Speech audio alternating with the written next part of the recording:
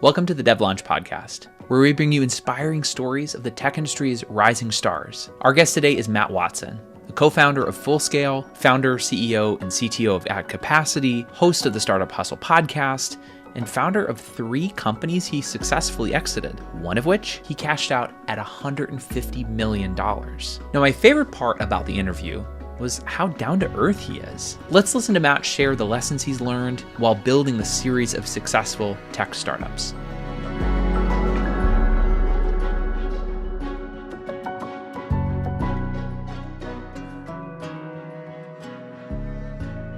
Well, Matt, I appreciate you hopping on the show. You, as a 4-time CTO, CEO, and a $150 million exit, is that right? Yeah, no big deal. No biggie. No big deal. So I mean, like you are kind of a big deal, and that's why I was so excited that you were coming on my show. I'm like, no way, I get to interview, I get to pick his brain. But would you mind telling us a little bit about, if you can go all the way back, if you can try to remember back to the 2000s, like early 2000s, like 2002, 2003. I think you were a senior architect and lead developer at Physicians Reference Laboratory. Can you maybe just tell us a little bit about what inspired you to start Vin Solutions at that time? Yeah, so it actually started even before that. So when I was in college, I was selling computers at Sears, and a car dealer came in to buy a computer, and I asked him the same question I asked everybody else, like, what are you going to do with this computer? What kind of computer do you need? What am I selling you? And it happened to be a car dealer, and he told me a story about he had this little database that kept track of his customers and his inventory, and he used it for reporting and stuff, and he had this developer who was crazy that he was worried was going to leave the country and whatever. And so I just told him well, maybe I can help you with that. I was just opportunistic college kid looking for something to do. And I ended up rewriting this little database for this guy in Visual Basic 6. It started off in Microsoft Access, and I made some upgrades to it over a couple of years. And long story short, a couple of years later, another individual who was working for AutoTrader at the time was looking for help, was looking for a developer to figure out how do I take pictures of cars and upload them to the internet and keep track of all this stuff. And remember, this was 2003. Nobody had a digital camera then. If you had a digital camera, you were rich because they were expensive. I sold them at Sears. There was $1,000 with the little floppy disk that still went in it, right? And it wasn't until 2006 that the first iPhone came out. So we were on the bleeding edge before digital cameras and all that. And so that's kind of where it started. And I was just looking for something to do. I was just very opportunistic as an entrepreneur. And the initial kind of spark happened even before, like you said, it was even before 2002, 2003, that your initial experience was while you're still in college. Yeah, I was just trying to help the guy. That was it. I was just trying to help him out. Well, and I think that's the story of entrepreneurship too. It's don't think about how you want to build this massive enterprise to start with. Just try to help somebody. Just solving problems. I wasn't sitting around my house high on weed thinking, you know what, I'm gonna ring the bell on Wall Street and this is how I'm gonna do it. Here we go. Right? It doesn't start with that. It starts with I talked to this guy, he has a problem, I have an idea of how to solve it, and maybe we can make money. I sat down with my original co-founder in Applebee's, literally in Applebee's, and said, hey, yeah, I can FTP files to the internet. Yeah, let's go. I can help you with that. We'll figure out how to make some money. I love that.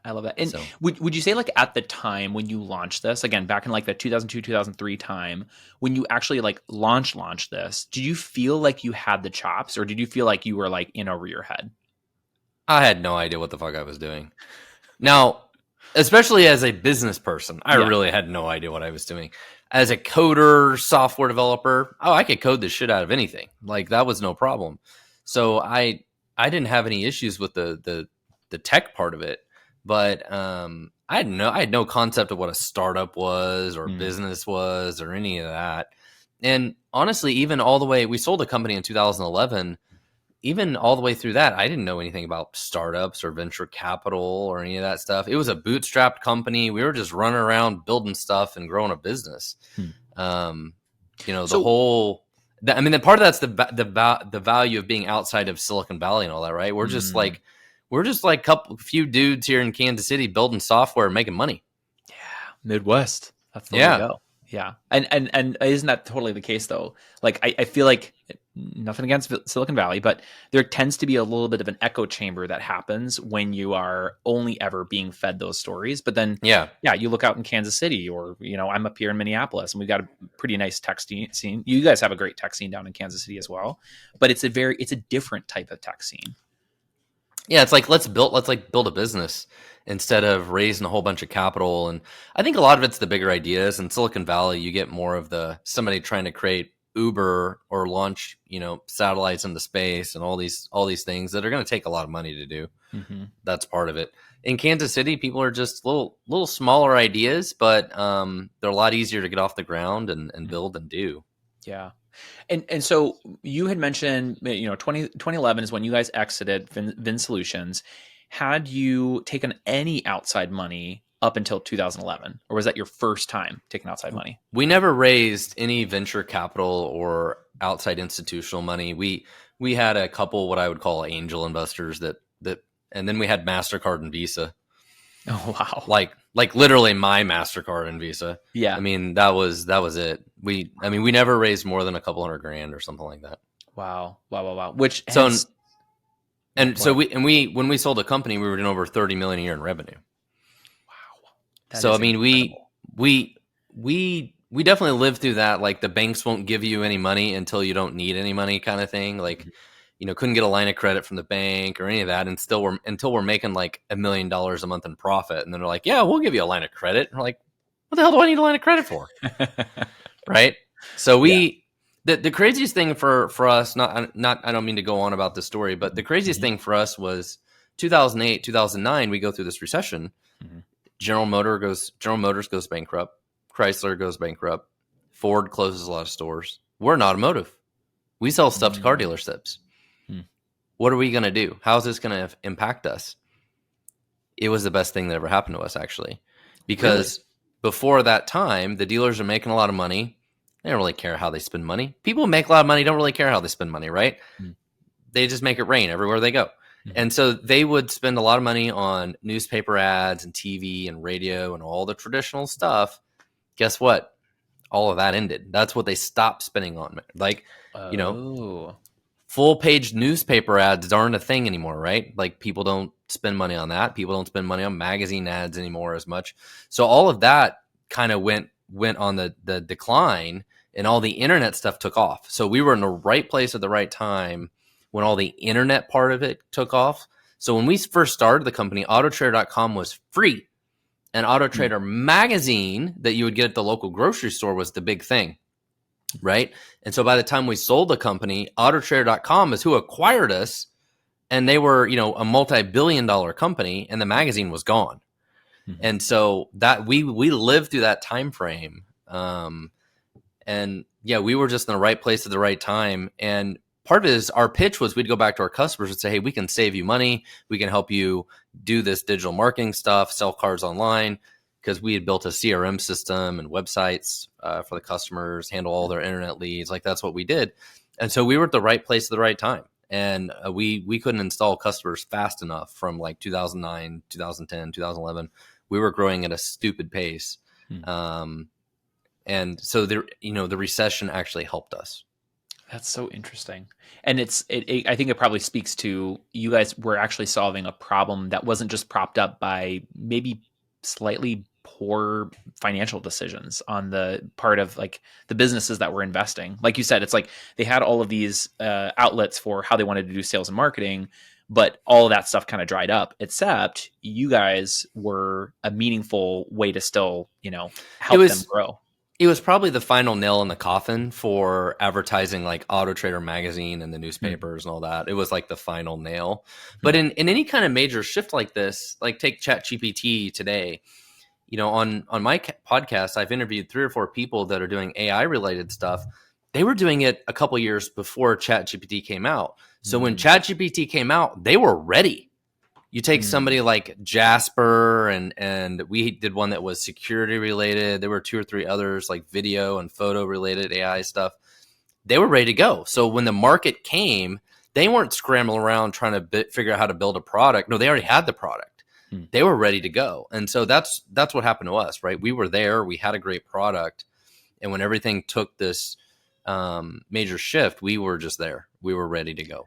Which is interesting because like you guys started back in 2003, but then really it was that massive catalyst of growth was the recession, which happened 4 or 5 years later.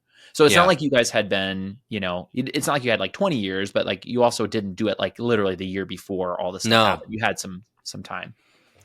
Yeah, because everything moved to digital. Like people actually were taking photos of cars and putting them online and selling them on eBay and selling them on Auto Trader and Cars.com and all Craigslist and all these things, which didn't exist before. Yeah, to the same level. Totally. So with the 7 years, you had about 7 years that ultimately built up to the $150 million exit. What did that growth curve look like for you guys? Was it literally just like, you guys were pretty relatively linear and then recession hit and then it was just like crazy exponential growth, or what did that look like? So for the last 4 or 5 years, we basically doubled in size every year.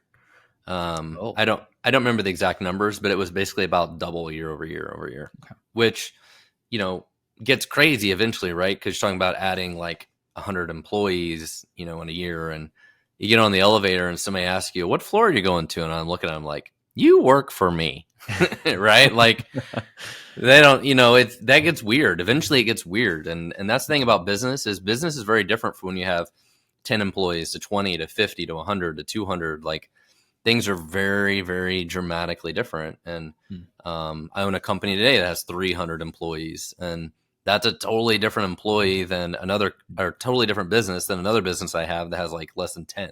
They're just totally different businesses. What would you say? Could you like speak to what are some examples? I mean, you already talked about like the elevator example, but what are some other examples of where that is just a very different experience with 300 versus just 10 employees? You got to have a lot more layers of management, right? Like you can't one-on-one manage that many people. You've got to have a lot of other people that you're delegating different functions within the business to and trusting them to do the work. You have to worry a lot more about HR related issues, communication related issues.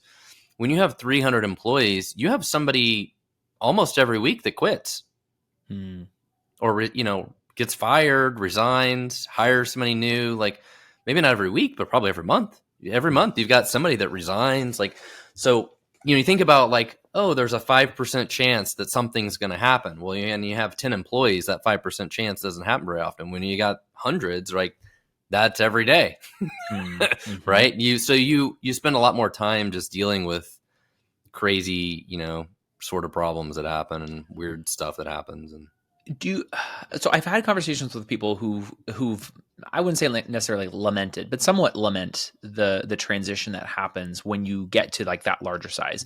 When you first made that move with Vin Solutions, where you had hundreds of employees, did you ever look back and say, man, I miss the early days? Or was it like, no, I love this thing now?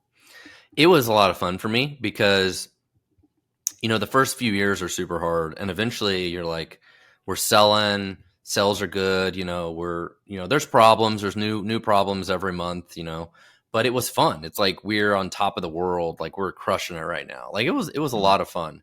But I think for a lot of people, at that time, I was also the chief technology officer, right? I was not the CEO, but I've also witnessed this a lot for CEOs that in the early stage, it's small, they're running everything, they're really in touch with all of it and all that. And then eventually it kind of outgrows them, right? Like now it's like, oh, you have 50 employees, 100 employees or whatever.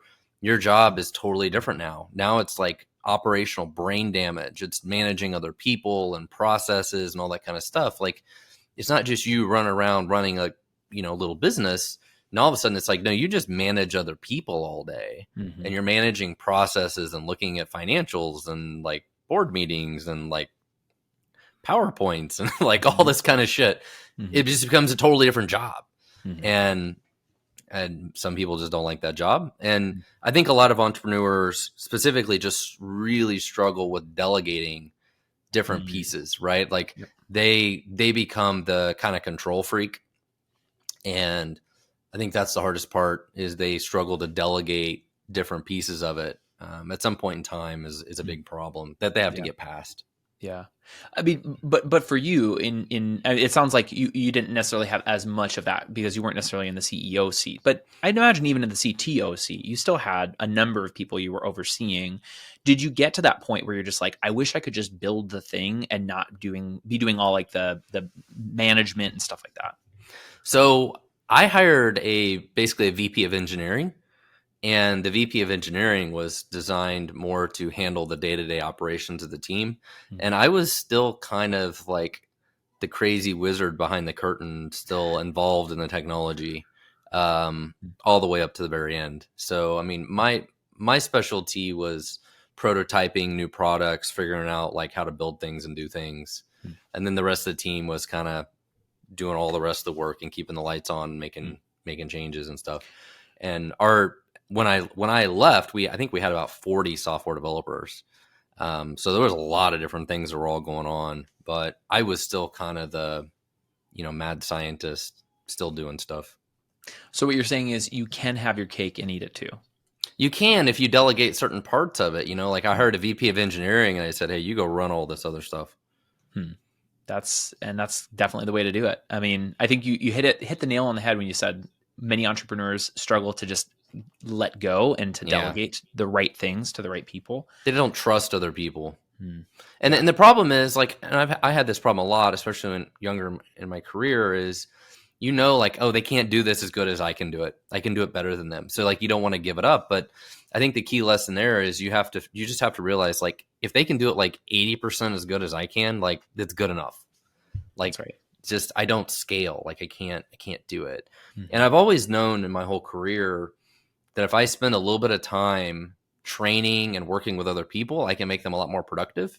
Hmm. Right? If I can kind of sprinkle my input or my magic sauce on everybody else and help them be more productive, that's better than me just trying to do all the work. Hmm. But I still struggle with it, Hmm. still struggle with like, I'll just do it. I'll just do it. But, it's a never ending battle. Well, and arguably, you would not have hit the $150 million exit valuation that you did if you did just keep it all to Yeah. yourself. You need a lot of help. Yeah, that's right. That's right. Okay. So, from my own experience and from the stories I've heard from other people, fellow entrepreneurs, we all have that like, oh crap moment where we question our sanity for building this thing. Could you recall any times that you had like an oh crap moment for Vin Solutions? And if so, what was that? Well, worrying about that recession was one of those oh crap moments. But we had a bigger one before where we had a dispute with another business partner, and he ended up suing us, and that caused like a legal injunction, which kind of froze a bunch of things. And we literally just kind of sat around every day for a few weeks until it all got settled, not knowing what is going to happen. Like, is all this, we've been working on this for the last 2 or 3 years, is this whole thing going to get shut down? Like, what is going to happen? Like, we couldn't hire people. We couldn't fire people. There was a lot of like controls because of the court injunction. And that was a crazy, crazy ordeal that we went through. And eventually we settled it and we bought out the business partner that we had the issue with. But Hmm. yeah. Did you have any like lessons learned from that experience or? Um, Yeah, probably some things I probably can't talk about on Mhm. publicly, Yeah. but Yeah. business partners are hard. I think that's the key. Mm. Is business partners are super hard. Almost all the business partners I've ever had have been difficult in one way or another, Mm. and just any kind of business partnerships are always tough. I mean, Mhm. people always say the hardest ship to sail is the partnership, and Hmm. it's it's easier to get a divorce than it is to get rid of a business partner. Oh, yeah, that is very, very true. I've heard some pretty nasty stories of things that just did not go well on the partnership front. So Yeah, I can hear that. That it's makes sense. hard. It can be very hard. So, I gotta ask. I was actually talking with my wife about this. I was like, yeah, I get to interview a guy who had a $150 million exit, and one of the things we talked about, my wife and I did, is we were just like, man, if we ever got to that spot where we exited for that much money, what would we do with our lives? Did you ever like when you got that money? Did you ever look back and just consider like calling it quits and go like live on a beach somewhere sipping margaritas or any of that ever crossed your mind? Um, I think like most things in life, you always want the things that you don't have. And then when you have them, you don't appreciate them, right? So Mm-hmm. if you live by the beach, you don't give a shit about the beach. Hmm. If you live by the mountains, you don't give a shit about the mountains. If you spend forever and you get a pool table, then you play pool for like 6 months and then you don't play pool anymore. Like it's just all human nature. Like we don't appreciate the things that we have. And so I think, yeah, you could go live on a beach, you could go do all these things, but at some point in time, I think what makes us human is the variety of things. It's Hmm. all the different things we get to do, all the different experiences and stuff. And I love work. I love what I do. I mean, when I sold the company, I was 29 years old. So I wasn't, Oh, wow. I wasn't going to go, I wasn't going to go golf every day. I wasn't going to retire. I wasn't going to do any of those things. So Yeah. I love work. I do love what I do. But, I had a similar conversation with my wife the other day. I'm like, what do we need more money for? Like, why do we do this? Like, why do I work? Like, I've had these conversations, right? It's like, Hmm. I don't know, for my kids, I'm going to make much money and give it to my kids and they're going to blow it on drugs one day or something. I don't know. It's a fair question. And, I never, when I was younger, I never thought I would know a millionaire. I've met several billionaires in my life, and I used to live next door to one. He was the founder of Garmin, super cool guy, just average dude. You'd never have known. I used to play tennis with a guy who was a billionaire. You'd never know he's a billionaire. Not on the Forbes list. Like there's a whole lot of people that are very wealthy that are not on the Forbes billionaire list. Mm-hmm. They don't want to be on the list. The guy who bought, I almost sold Vin Solutions to, was a billionaire. Literally hugged a guy that we almost sold the deal to, and then didn't end up doing it. The people that owned Auto Trader were billionaires. I met them. It was just fascinating in life. But you know what? They were all just totally normal people. You'd never would have known. Just people are just normal, man. They're all normal. And one of my favorites is people always see people like driving Ferraris or whatever, and they think they're some sort of celebrity or NFL player or whatever. Like, no, it's just some entrepreneur. It's just somebody you've never even heard of before, just cruising around. Man. It's just everyday people, man. Yeah.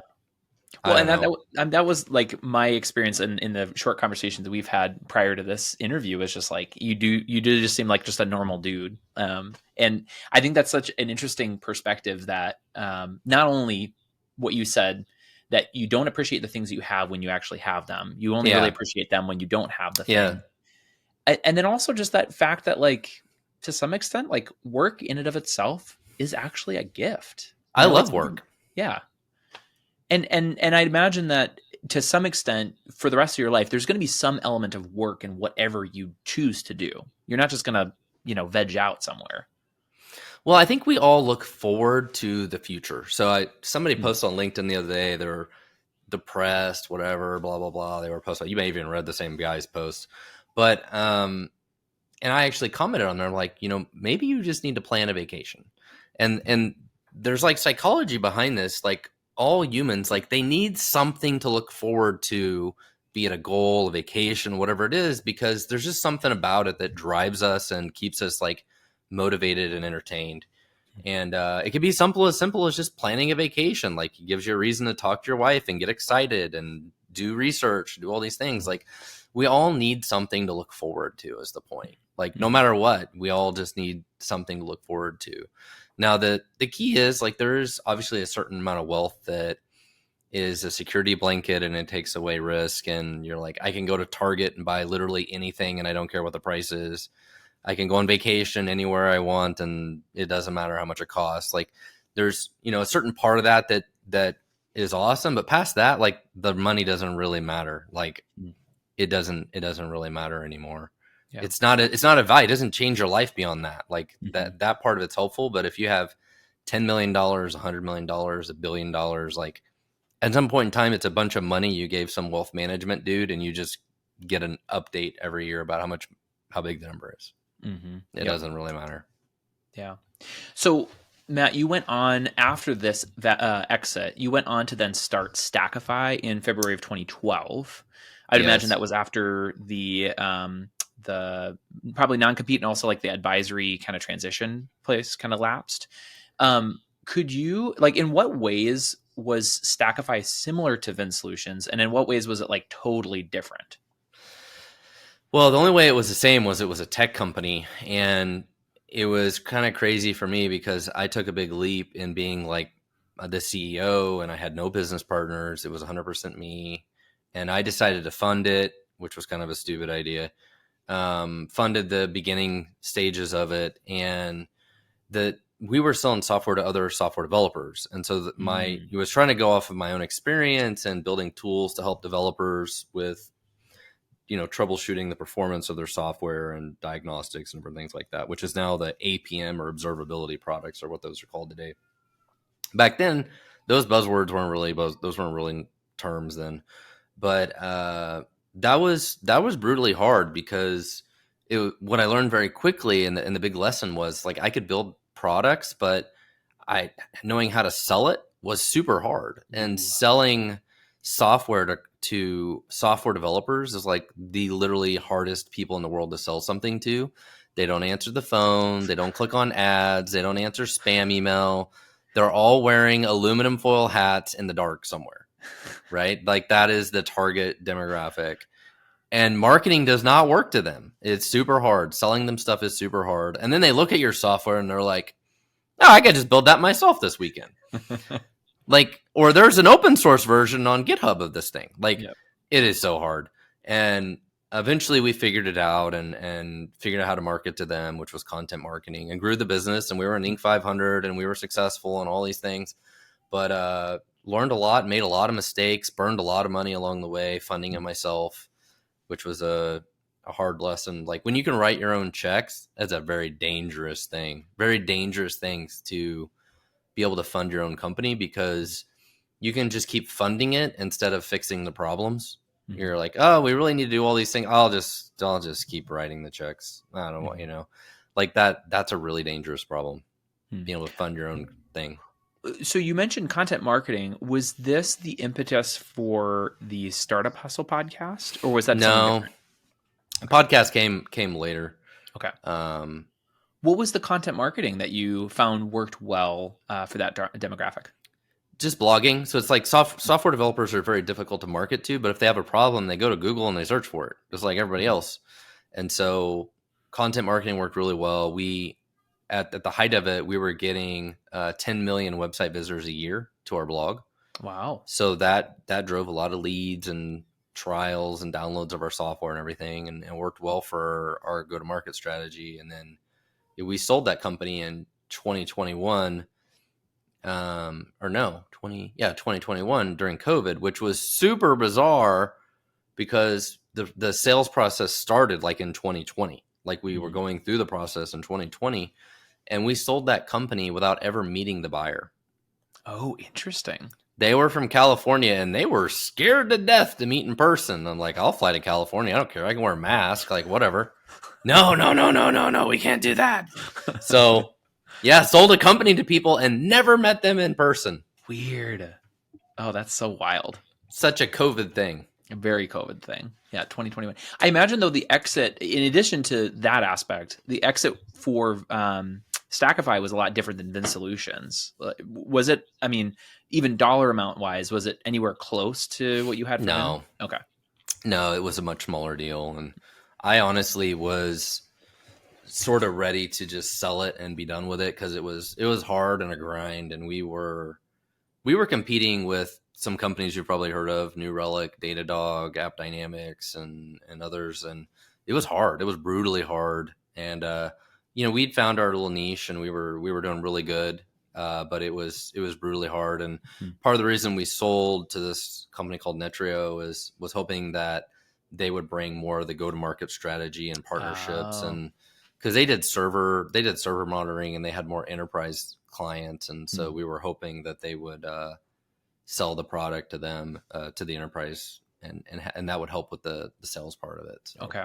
That makes sense. And that would be an example of like why sometimes when people go to exit, you're also looking for a buyer who can take this thing to the next level. And that was a goal.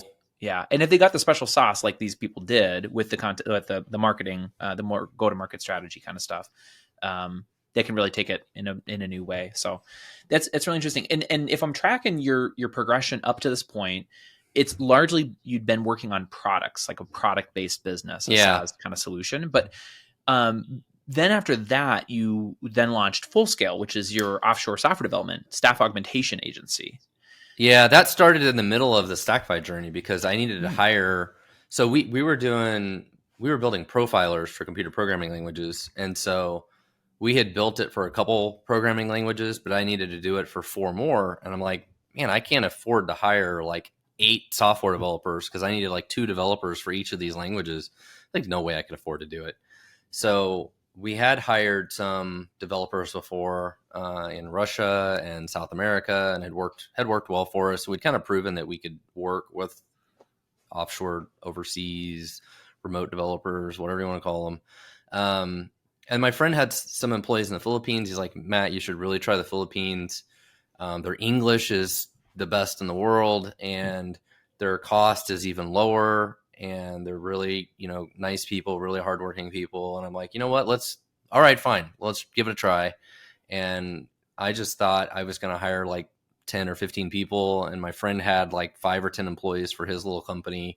Just thought we'd have a little co-working space. And then we had the idea like, well, what if we did this for some other people? And I talked to some other friends, and then we hired like 100 people in the next 6 months. Oh, wow. It grew So pretty fast. yeah, it took off, and then that created a whole bunch of problems. That created a lot of problems trying to grow that fast because do you have the money to buy 100 laptops? Mm. Do you have the office space for 100 people to work in? Mm-hmm. So it created a whole set of challenges trying to grow that fast early on. So I was able to fund it and get those things working and going. Hmm. But yeah, that was its own crazy ride, and that business has just continued to be very stable and plod along, and now has 300 employees 5 years later. And Great. so it's a fantastic business, and we work with over 50 different clients, largely in the Midwest here in the U.S., but a lot of startups and growth companies, and just helping them do development. And it's amazing the talent you can find in the Philippines and all over the world. Most people don't realize this, but 90% of software developers are not in the United States, and that percentage goes up every day. Probably 20 years ago, maybe 20-30% of software developers in the world were in the United States. I don't know, whatever the number was. It was way more than 10. Maybe it was 20. But then you have countries like India and China and countries a lot bigger than us that have massive populations of software developers. And of course, there's a big wave of hiring developers in Latin America and stuff like that now. So you have countries like Mexico and Costa Rica and Uruguay and all these that are churning out lots of college graduates. Numbers just going up and up and up and up. But Philippines is the same way, investing very heavily in their education system and producing the talent. So there's so much talent everywhere. Yeah. And back to with Full Scale and you're launching that, it sounded like there was another great example of like you didn't think to yourself, hey, let's start another business. It's like, well, we're already doing this thing. Why don't we just try and see if we can help other people too? Well, and it actually, the way it had started is, so Matt DeCourcy is the guy started Full Scale with, and he had a product called Gigabook, which was like an online scheduling system, kind of like Calendly and stuff like that, except it was kind of more for a specific purpose. But along the way, he started doing some consulting for this company called Urban Necessities. And if you're into shoes, you might know who Urban Necessities are. Jay, the guy behind it, is like a YouTube star and everything. But DeCourcy was doing some work from him and building software for them. And they were paying like, a few $1,000s a month or whatever for a developer to maintain this thing. And I'm talking to DeCourcy. I'm like, we make like almost more money from this one account that we do dev work for than this whole SaaS like scheduling system makes. Like, and if we go sign up a new customer for this scheduling system, you make like $20 a month for this. Like, there's way more money in doing this other work. Like, we should do more of that. So that was part of the genesis of it too, is like, there's clearly a need for this, and there's clearly an opportunity. And so the online scheduling system, it still exists. Gigabook.com still exists. And our company in the Philippines is called Gigabook. Our legal company there is actually called Gigabook, because that was part of the nexus of it. And but now we just don't really focus on the scheduling part of it anymore. Interesting. That's super interesting. So I know you and I have had a conversation offline about this, but I'd love for our listeners to get your perspective on this. But why do we have it all wrong when we think about only sourcing developers from the United States? I think it's just what people are used to. And I understand being pro-American and American jobs and all that kind of stuff. I understand that too. But at the end of the day, there's not enough people to do the work. Only about 15% of Americans have the intellectual, not Americans, all humans, about 15% of all humans have the IQ to do software development. You're not going to take a truck driver and teach them to write code and replace their truck driving with, electric cars or whatever that are going to deliver freight. There's only a certain amount of people that have the intellectual capability to do the job. That is just the reality. And that same 15% of people also do a lot of other higher end jobs, right? Like all sorts of management, doctors, lawyers, nursing, like all these different things, right? There's just not a lot. There's just not enough people. Now, software development has gotten easier. It is getting easier and easier, and low code and no code and all these other things are out there.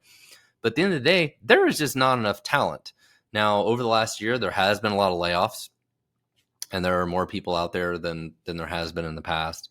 But part of the challenge is the wages for software development in the United States are crazy high, way higher than basically anywhere else in the world. If you look at how much the average developer makes in Europe and a lot of other places, it's way lower. It's more like a normal job, maybe like being a nurse or being I don't know, whatever.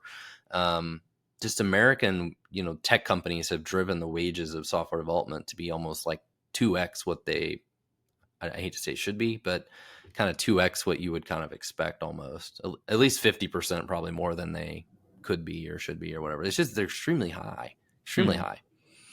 So, which, I imagine is a big part of it's driven largely by VC culture here, right? It's like we have all this money, and one of the first places that a lot of VC backed companies are going to go and spend their money on is we need to get the best software developers. And so they typically will have that to, like you said, inflate the prices, or it's big tech that are, driving those prices up. So that makes sense. You have companies like Netflix and stuff that'll pay $500,000 a year to software developers. Like it's crazy, absolutely crazy to me. But I've also seen in my career, there are developers that are really, really good that can potentially do the work of 3 to 5 people or more. Those people do exist. They are super rare.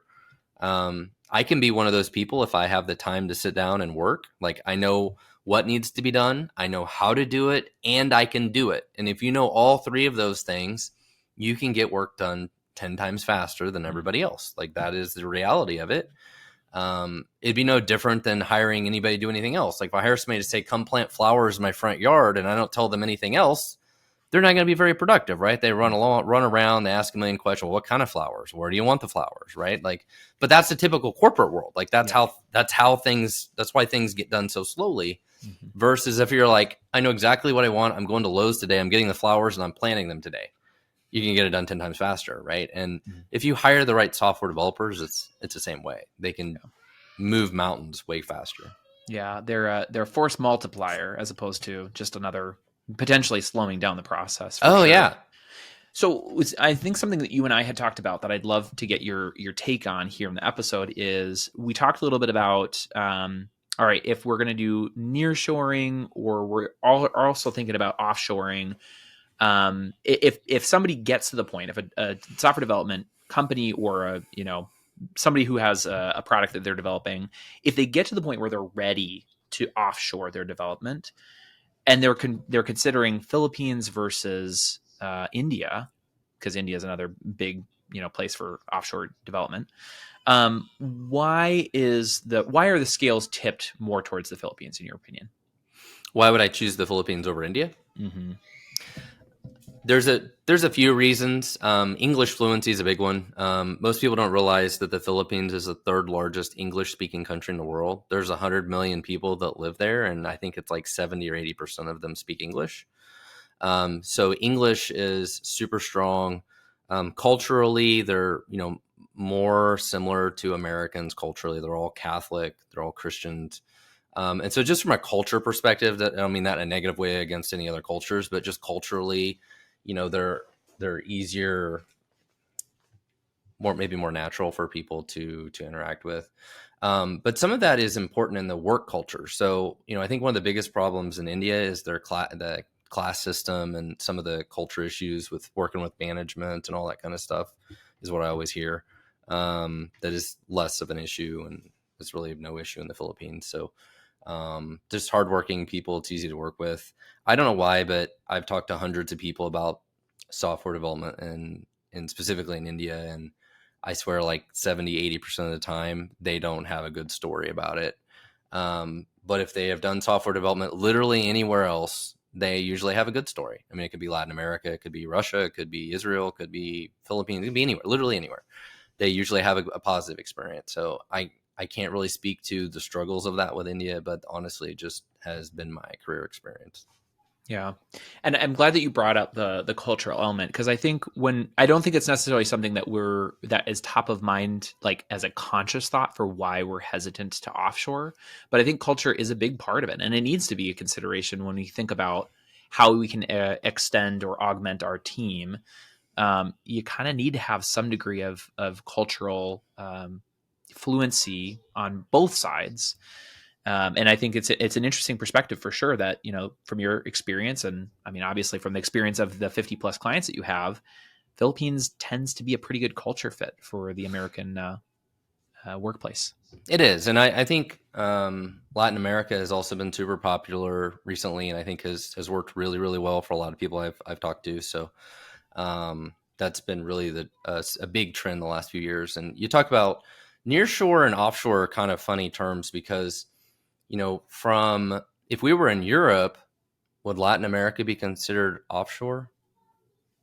Right? Hmm. Or if you're in Australia, Philippines would be considered nearshore. Hmm. So the whole nearshore, offshore terms are kind of funny. What really matters is, do you have overlap with the team? Do you, 2 hours, 4 hours a day, whatever, can you talk to the team and get work done? The last thing you want is to work with developers and, they're asleep while you're working. And the horror stories a lot is like, oh, we have a development team in India, but the only time we can talk to them is at 9 o'clock at night because they don't work any US hours at all. Right. And the last thing anybody wants to do is do that. And if you're going to do that, like, the other company should shift their schedule to you, right? Like, especially if you're working with some kind of dev agency, they should accommodate you. It's like those people should shift their schedule a little bit to make that happen. But that's always the struggle. As long as you have at least a couple hours a day that you can meet with them, Mm-hmm. talk to them about their work, you're okay. So the terms nearshore and offshore are always they're very relative. Well, and I thought you said it perfectly when you were talking with me, and you're like, well, I mean, technically, would Canada be considered nearshore? And it's like, in my head, I'm like, no, I feel like it would be like almost the equivalent to being in the United States. So like, yeah, it's a good consideration, like nearshore versus offshore. Probably time zones come into play a little bit when you think about nearshore versus offshore, but Yeah. yeah. As long as you have some overlap, you're okay. Yeah, that's really good. Okay, well, as we round out the rest of the interview, I think one thing I'd love for our listeners to hear from you is just some advice, some words of wisdom. So if you could think about somebody who is in corporate America right now, maybe a senior software developer who is itching to get out, start their own thing, or maybe it's somebody who has already started their own business and they're in the first year of business, what would be some advice that you would give to those people? Well, if it's somebody that's never had a business before, I would recommend a couple of things. I would recommend considering having some sort of co-founder to start the business with. You're more likely to be successful if you've got somebody to work with that has different skill sets than you too, right? You don't want two developers. You want a developer and a salesperson or marketing person or somebody that can help and facilitate different parts of the company. The other thing to really consider is not starting a software company. Start a service-based company, right? Like your company is a service-based company. My company, Full Scale, is a service-based company. Service-based companies are so much easier to start and to be more profitable from the very beginning versus building a SaaS, software service where it could take months, a year, 2 years to even make revenue, any meaningful revenue, let alone be profitable. Heck, some of them are publicly traded today and still never been profitable, right? It's way easier to start a professional services business. Those have their own challenges of how to scale them. And, you start out as a developer and you're doing the work, or like, I don't have time to find work while I'm the one doing the work, and all those sort of challenges. But if you can get past that kind of stuff, you can create a great little business with a handful of employees. And I know several dev agencies around Kansas City that are great little businesses. The owners are awesome. They're great. They're great little businesses as well. You don't have to go create a software company. You can create a service company. I love that. And that's you're singing my tune right now. This is it's the reason why I love working with software development agencies, because it's it's a gateway drug into software entrepreneurship. Well, and there's so many different things you could get expertise around. Like, hey, we have a like our own little dev agency that's just like about WordPress or Magento, or I know one that's like a .NET CMS system, Sitecore. Like all he does is do work around Sitecore. So it's like you can find your own little niches, and it doesn't have to be as generic as like all development. You find your little niches that you do, and they're great little businesses. So I love that. It's such great advice. So Matt, if people have questions, or more so, they just want to follow the story, the ongoing story of Full Scale and some of the other things you got going on, where's the best place for people listening to follow you? Definitely follow me on LinkedIn. I post on LinkedIn just about every day about startups and CTO stuff and tech stuff. I also have a blog that's at visionarycto.com, and then a podcast is Startup Hustle. We've done 1,200 episodes. It's all about entrepreneurship. So yeah, there's a few ways to follow me. Awesome. And the podcast, so the name of the podcast is the Startup Hustle. Yeah. Oh, so good. I've listened to quite a few episodes myself, and I will say it is phenomenal. Well, thank you. I think would definitely plug that here if people want to go listen more on to Matt, what he's got going on there. Would definitely recommend that podcast. Matt, thank you so much for taking the time today. This has been very insightful. Absolutely. Thank you so much. And thank you to our listeners. If you found value out of our podcast today, please share it with your friends and subscribe for future episodes. Also, don't forget to leave us a review, because it helps other people find us and hear inspiring stories like the one we heard today. If you are the founder of a software development agency, or you know somebody who is, and you'd like to share something exciting that you're up to with our audience, drop me a line at tony@equip.com. That's ACCQUIP.com.